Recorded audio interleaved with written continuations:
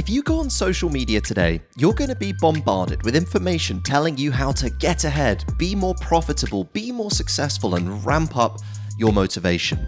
But the truth is, in our remote world, with no one beside you telling you what to do and when to do it, finding that motivation can be pretty challenging.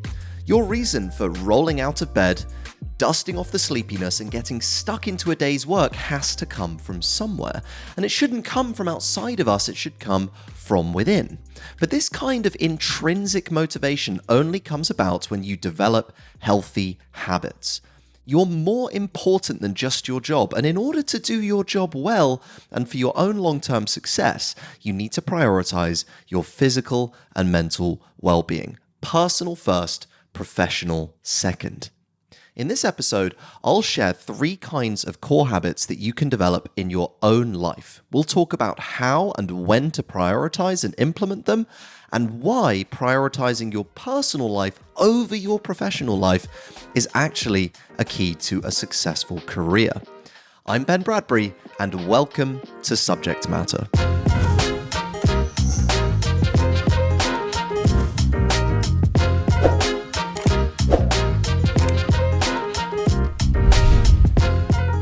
Here's something to consider in the back of your mind. What habits could you develop to help you thrive? After my annual review at the end of 2021, I identified 3 core habits, and I think they fall into 3 buckets. Number 1 is keeping a clear mind. Number 2 is staying on the cutting edge of relevance in your field.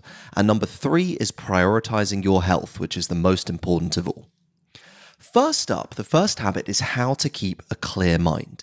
To me, that is reading 2 hours of philosophy a week. I love reading, and sometimes I'll just burrow into a book for the sheer pleasure of escaping into it, but philosophy is more than that. The wisdom that's contained in philosophy is ancient, but what blows my mind is how relevant it is to all of us in 2022.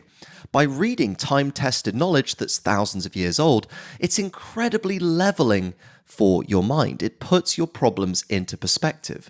And when you're calm, you think more clearly, you're a better decision maker, and you're able to plan effectively.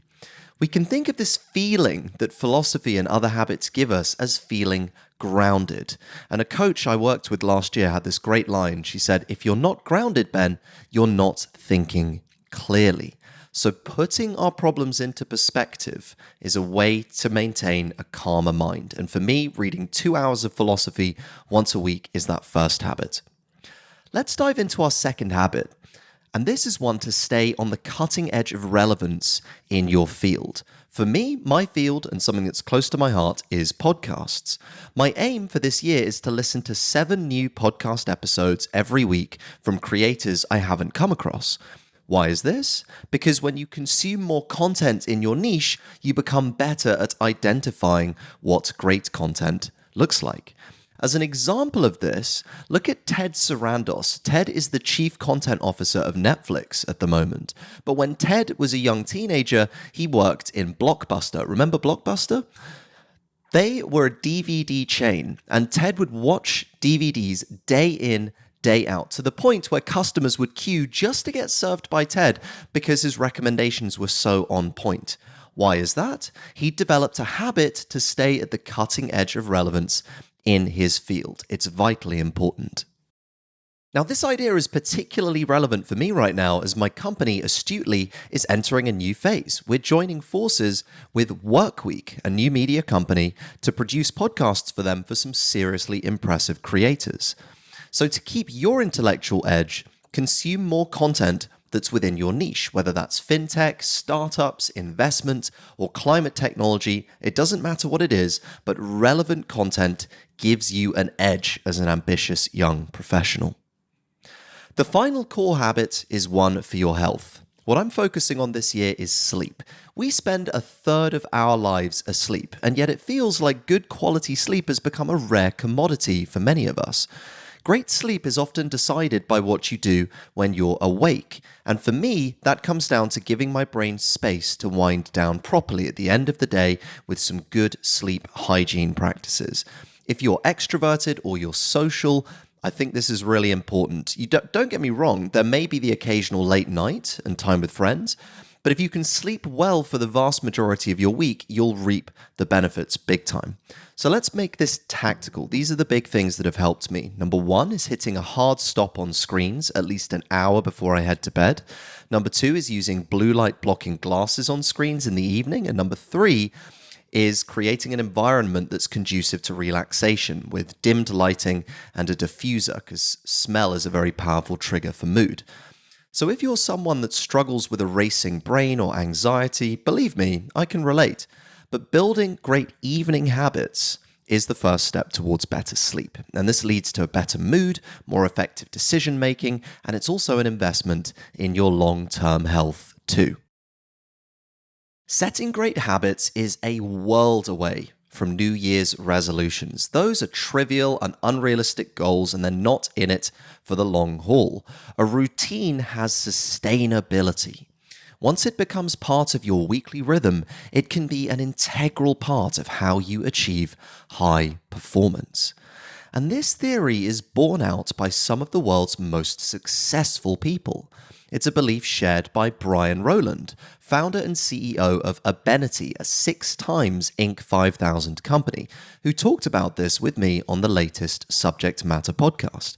Prioritizing yourself, your physical, emotional, and mental health is so important for remote workers.